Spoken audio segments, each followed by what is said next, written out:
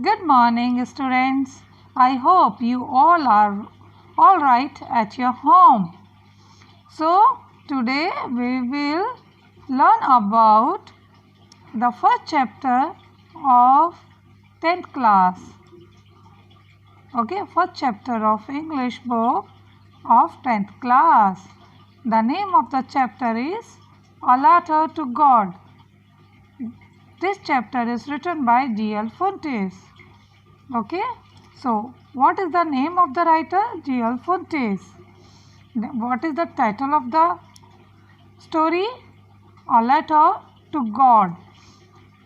Now we will talk about the main characters of the story.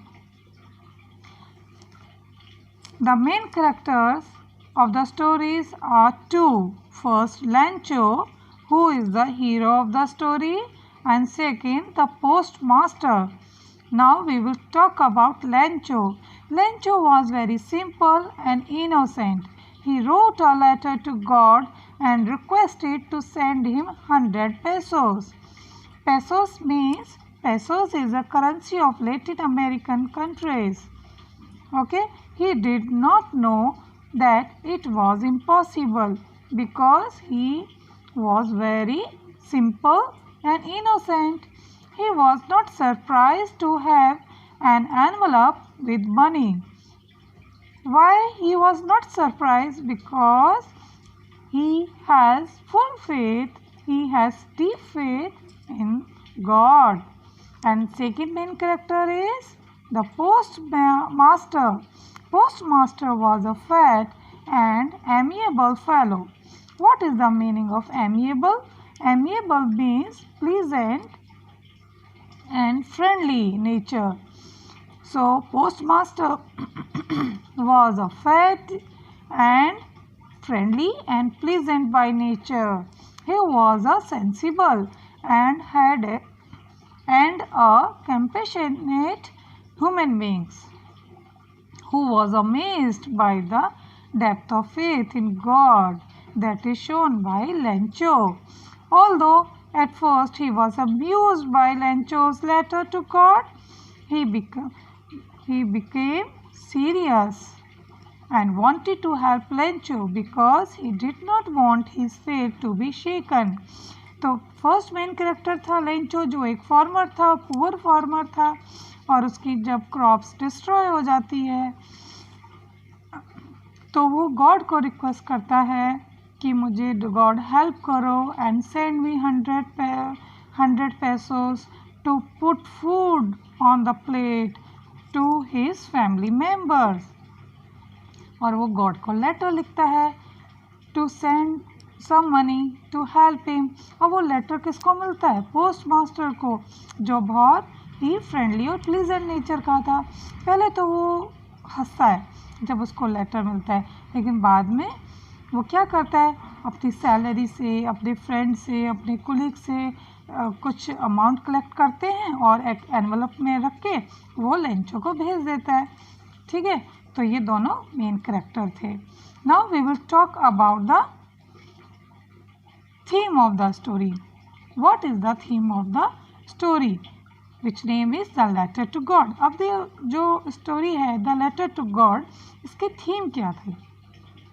इसकी theme है The story discuss the power of innocent faith in God. ये story है power of innocent faith. कोई भी अगर हम किसी गॉड में फेथ करते हैं तो उसमें पावर होगी. ठीक है, यानी कि वो बहुत पावरफुल होगी. By a man and how is able to accomplish his want through it. अब ये स्टोरी हमें ये दिखाती है कि अगर हम किसी पर बहुत ही ब्लाइंडली फेथ करते हैं, ब्लाइंडली ट्रस्ट करते हैं, तो कहीं ना कहीं से हमें रास्ता दिखाई दे जाता है. हमारी जो नीड होती है, जो हमने गॉड से बोला होता है, वो कहीं ना कहीं किसी भी तरीके से पूरी हो जाती है. ये आपने भी नोटिस किया होगा कि जब हम सच्चे दिल से किसी से प्रेयर करते हैं, गॉड से प्रेयर करते हैं, तो हमारी वो नीड, हमारी जो भी प्रॉब्लम होती है या हमारी जो वो नीड होती है वो ज़रूर पूरी होती है. बिल्कुल इसी तरह ये स्टोरी की थीम थी कि अगर हम गॉड के ऊपर ट्रस्ट करते हैं तो गॉड किसी न किसी रूप में आके हमारी हेल्प करते हैं। This story ends with N irony, जो लेकिन ये स्टोरी जो थी एक आयरनी एंड था इसका, मतलब हम एक्सपेक्ट नहीं कर रहे थे कि एंड ऐसा एंड होगा, या फिर पोस्ट मास्टर जो था वो भी ऐसा एंड एक्सपेक्ट नहीं कर रहा था। ठीक है, और हम भी जब स्टोरी पढ़ते हैं तो हम भी एक्सपेक्ट नहीं करते हैं कि लेंचो लास्ट में ऐसा करेगा। ठीक है, the story talk about Lencho, जैसा कि मैंने बोला ये लेंचो की स्टोरी है, जो who is the main character and who is the farmer और and has immense faith in God. Immense means होता है deep, the meaning of immense means deep. ये लेंचो एक फार्मर है जो बहुत ही गॉड को ट्रस्ट करता है। He address the letter to God, और अपनी प्रॉब्लम में जब वो बहुत ही बैड सिचुएशन में था वो तो एक लेटर लिखता है, किसको? गॉड को। तो what is the theme of the story? The theme of the story is the two show the power of innocent faith in God by human beings. Right, now we will talk about the summary of the story. In next video I will talk about, we will read the chapter one by one, but in this video I will tell you the summary of the story. The story A Letter to God by G.L. Fuentes depict unwavering faith of a farmer in God. अब ये मैंने आपको बोला था ये story GL. फुएंटेस ने लिखी है और ये किसके ऊपर बेस्ड है? अनवेवरिंग। अनवेवरिंग का मतलब होता है जो कभी भी कम ना हो, जिसमें कभी भी कोई वेव ना आए, अप डाउन्स ना आए, एकदम डिटरमाइंड फेथ जो फार्मर था उसका था किसके ऊपर? गॉड के ऊपर। He begins with the farmer named Lencho expecting for a rain shower to nourish his field of corn। अब ये एक लेंचो फार्मर की स्टोरी है जो एक्सपेक्ट कर रहा था कि रेन हो जाए, रेन का बस शावर हो जाए ताकि उसकी जो कॉर्न फील्ड है वो नरिश हो जाए, उसमें और अच्छी यील्डिंग हो और अच्छी क्रॉप्स आए उसकी। He is confident that his harvest is going to yield him huge profit. अब वो पूरा कॉन्फिडेंट था कि इस बार उसकी फसल बहुत अच्छी होगी और उसको प्रॉफिट मिलेगा। Just like it does every year, जैसे उसको एवरी ईयर प्रॉफिट होता था जब वो क्रॉप्स को बोता था। ठीक है, टू हिज अटमोस्ट एक्साइटमेंट, अब उसको जो एक्साइटमेंट था वो बहुत टॉप लेवल पे था। रेनफॉल डिड हैपन, अब उसका एक्साइटमेंट था जैसी बारिश होती है तो वो बहुत खुश होता है, अरे वाह बारिश हो रही है, अब उसको और अच्छी क्रॉप्स मिलेंगी। But sooner it turn into a hello storm destroy his entire crop field. लेकिन जो रेन थी वो धीरे धीरे किस में कन्वर्ट हो जाती है? हेल स्टॉर्म में।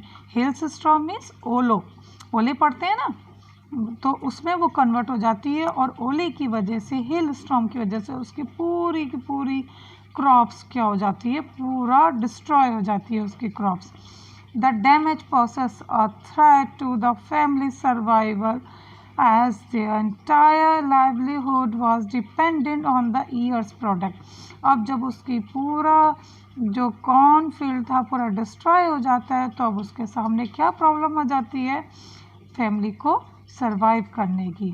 क्यों? क्योंकि उसकी पूरी जो भी प्रॉफिट था या जो भी उसके पैसे थे वो किसके ऊपर उसने लगा दिए थे? कॉर्न को ऊपर। उसने फसल बोने में सारी अपनी जो भी वो था सेविंग था वो लगा दिया था। अब उसकी लाइवलीहुड किसके ऊपर डिपेंड थी? सिर्फ क्रॉप्स के ऊपर, जो उसकी क्रॉप थी उसके ऊपर थी। ऑल्दो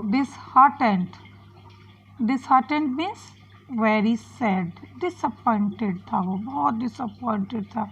कहाँ तो वो ये एक्सपेक्ट कर रहा था कि उसको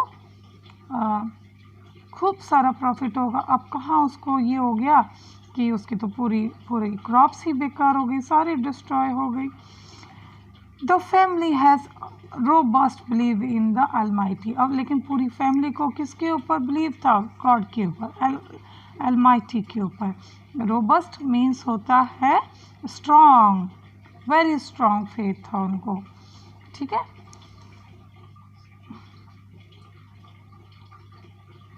Lencho, despite having worked day and night at the field, अब दिन रात खेतों में काम करने के अलावा अब वो knew how to write and thus decided to write a letter to God explaining his situation and asking for help. अब लेंचो क्या करता है, अपने खेत में दिन रात काम करने के बाद भी वो थोड़ा सैड था क्योंकि उसकी क्रॉप डिस्ट्रॉय हो गई। वो डिसाइड करता है कि अब वो एक लेटर लिखेगा और अपनी सारी सिचुएशन को एक्सप्लेन करेगा। और किसको लेटर लिखेगा लेंचो? लेंचो लेटर लिखेगा गॉड को। He went to town to post his letter address. अब वो लेटर लिखता है और टाउन में जाता है उस लेटर को पोस्ट करने के लिए। किस लेटर के पोस्ट करने के लिए? जो उसने लेटर लिखा है गॉड को। लेटर के ऊपर क्या नाम लिखा होता है? To God. The letter on being notice by the post master. अब वो लेटर किसने नोटिस किया? किसको मिला? पोस्ट मास्टर को। At first amuse him. जब उस पोस्ट मास्टर को लेटर मिला तो उसको हंसी आई, है ना। But then motivated him want to do something for the farmer so as to keep his immense believe intact. पहले तो वो हंसता है, उसको हंसी आती है, लेकिन बाद में वो डिसाइड करता है कि नहीं, वो कुछ ऐसा करेगा जिससे जो फार्मर का जो फेथ है वो टूटे ना। किसके लिए? गॉड के लिए। ही कंट्रीब्यूट्स फ्रॉम हिज सैलरी। वो अपनी सैलरी में से कुछ पार्ट कंट्रीब्यूट करता है। और collect money from his colleagues and friends. अब कुछ अपने फ्रेंड्स से, कोलीग से भी अमाउंट कलेक्ट करता है, मनी कलेक्ट करता है। Who willingly contribute for an act of charity. जो चैरिटी करने में बिलीव करते थे। In the to his dismay he could only collect 70 pesos. अब इतना सब कुछ करने के बाद भी कंट्रीब्यूशन के बाद पोस्ट मास्टर के पास सिर्फ 70 पेसोस होते हैं, which he wrapped in an envelope to make it seem like a reply from the deity. अब वो क्या करता है, 70 पेसोस जो हो जाते हैं उसके पास, वो एक एनवेलप में रखता है और ऐसे शो करता है कि ये पैसे कहाँ से आए हैं, गॉड ने भेजे हैं। Deity means God. Deity is a synonyms of God. On having found the letter, the writer is not at all shocked. अब जो लेटर मिलता है उसको, किसको? लेंचो को। राइटर मीन्स लेंचो, क्योंकि वो लेटर लेंचो ने तो लिखा है, तो लेंचो वॉज अ राइटर। अब वो लेटर का जवाब जब मिलता है, एनवेलप मिलता है, तो वो शॉक नहीं होता। क्यों? Because of the deep faith in God, but instead he gets angry on finding that the amount is less than what he had expected. लेकिन उसको गुस्सा आता है। क्यों? क्योंकि जितने अमाउंट उसने डिमांड किए थे, उसने डिमांड किया था 100 पेसोस और लेकिन उसको मिले कितने एनवेलप में? 70 पेसोस। तो वो गुस्सा हो जाता है। He again writes a letter to God conveying his disappointment and distrust in the employees of the post office who he thought had stolen the remaining amount. अब वो गॉड को लेटर लिखता है गुस्से में और अपना डिसअपॉइंटमेंट शो करता है और ये भी कहता है कि भगवान कि मैं जानता हूँ आपने तो 100 पेसोस भेजे होंगे, लेकिन ये पोस्ट ऑफिस के जो एम्प्लॉयज़ हैं, पोस्ट मास्टर जो है, इन्होंने मेरे पैसे चुरा लिए। तो इसी वजह से इसके एंड को हमने आयरनी नाम दिया था, क्योंकि हम ये सब एक्सपेक्ट नहीं कर रहे थे फ्रॉम लेंचो कि वो एंड ऐसे करेगा। He should thanks to post master to get money, but वो अपना एंगर शो करता है उनके लिए। Okay, now we will talk about the moral of the story. The moral of the story is that extreme faith in the Almighty can give you a ray of hope even in the darkest time. तो इस story का moral जो है वो ये है कि अगर हम किसी भी अलमाइटी में या किसी भी ऐसी एनर्जी में या किसी भी गॉड में, हम अपने भगवान में, अगर गॉड में हम फेथ करते हैं और हमारा जो फेथ है वो एक्सट्रीम लेवल का है, बहुत डीप फेथ है, तो हमें बुरे से बुरे वक्त में भी कुछ उम्मीद, जो रे ऑफ होप है, ज़रूर नज़र आती है और कोई ना कोई हमारी हेल्प करने के लिए ज़रूर आता है। ठीक है, क्योंकि गॉड खुद तो नहीं आते, तो वो किसी न किसी को हमारे हेल्प करने के लिए ज़रूर भेजते हैं. Okay, now we will talk about some MCQs. So first question is what did Lencho hope for. अब लैंचो किस चीज़ की होप कर रहा था. First, a good shower of rain for his crop. B, a new motorcycle. C, a tractor. D, none of above. बताइए, the Lencho किसका hope कर रहा था. Answer A is correct. Lencho hope for a good shower of rain for his crop. तो A option is correct. Second question is why was Lencho satisfied. Lencho satisfied क्यों था. On seeing a new tractor in his field. On seeing a new buffalo. On seeing the buffalo of ripe corn with flowers. None of above. तो बताइए, क्या उसको एक नया tractor नज़र आया था फील्ड में. नहीं. तो उसको क्या बफेलो नज़र आई थी. नहीं. या उसने अपनी फील्ड जो था, कॉर्न फील्ड था, उसमें फ्लावर्स को देखकर, राइप कॉर्न को देखकर वो सेटिस्फाइड था. या इनमें से कोई नहीं. The correct answer is C, क्योंकि वो अपनी जो कॉर्न क्रॉप थी, राइप कॉर्न क्रॉप थी, और उसमें बड़े बड़े फ्लावर्स आ रहे थे, उनको देख के वो बहुत सेटिस्फाइड था कि उसको इस साल बहुत अच्छी फसल मिलेगी. Right. Now third question, why did Lencho need money. Lencho को मनी क्यों ज़रूरत थी. To buy a tractor. Tractor खरीदने के लिए. To save his money from hunger. अपनी फैमिली को हंगर से बचाने के लिए. To buy a new phone. या उसको एक नया फ़ोन खरीदा था. To buy a buffalo. या उसको एक बफेलो खरीदनी. तो answer B is correct. To save his money from hunger. Okay. Now next question number 4. What did the postmaster do then? Postmaster ने क्या किया. ए, he decided to collect the money and send it to लैंचो. उसने money collect की और लैंचो को भेजने का decide किया था. B, he threw away the letter. उसने लेटर फेंक दिया था. सी, he decided to beat लैंचो. उसने लैंचो को पीटने की कोशिश की या पीटने का सोचा था. To teach him a lesson. उसको सबक सिखाने के लिए. या फिर D, he gave it to other postmaster. या फिर उसने वो लेटर किसी दूसरे पोस्टमास्टर को दे दिया. So the correct answer is A, he decided to collect the money and send it to Lencho. उसने डिसाइड किया था कि कुछ पैसे इकट्ठे करेगा और लैंचो को हेल्प करेगा. ठीक है. Now who read the letter send by Lencho. जो लैंचो ने लेटर लिखा था, किसने रीड किया. His wife, the postmaster, one of the farmer, और D, the God. We know very well that the postmaster read the letter sent by Lencho. So the option is B, the postmaster. Last question, who is the author of the lesson A Letter to God? G.L. Fuentes, J.K. Rowling, William Shakespeare, or Ronald Dahl. The option is G.L. Fuentes. So option is A. G.L. Fuentes is the author of the lesson or letter to God. So I hope you all are happy by watching this video. Have a great time, have a great fun, and do your study well.